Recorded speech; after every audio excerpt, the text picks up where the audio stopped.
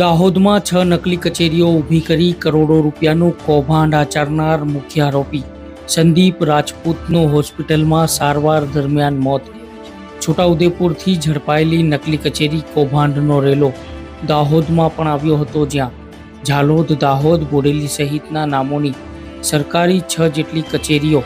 કાગજ ઉપર ઊભી કરી ટ્રાઇબલને ગ્રાન્ટો પડાવી કરોડો રૂપિયાના કૌભાંડના પર્દાફાશમાં 16 જેટલા લોકોને પોલીસ તપાસ દરમિયાન ઝડપી લેતા હતા.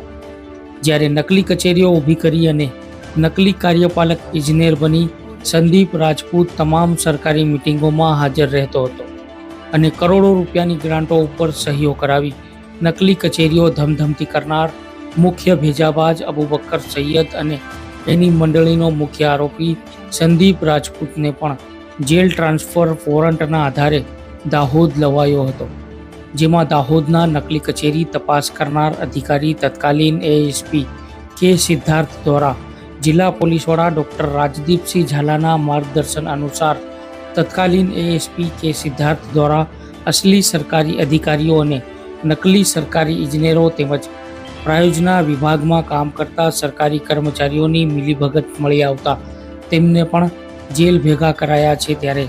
નકલી કચેરી કૌભાંડ 18 કરોડથી આંબીને 25 કરોડ ઉપરાંત સુધી પહોંચ્યું હતું. ત્યારે તે 25 કરોડ રૂપિયાના નકલી કચેરી કૌભાંડમાં મુખ્ય આરોપી સંદીપ રાજપૂતનું કસ્ટોડિયલ ડેટ નીપજ્યું છે. ગઈકાલે સાંજે 6 વાગ્યે છોટાઉદેપુર સબ જેલમાં કેદ સંદીપ રાજપૂતને ગભરામણની ફરિયાદને લઈને દવાખાનામાં સારવાર માટે લઈ જવાયો હતો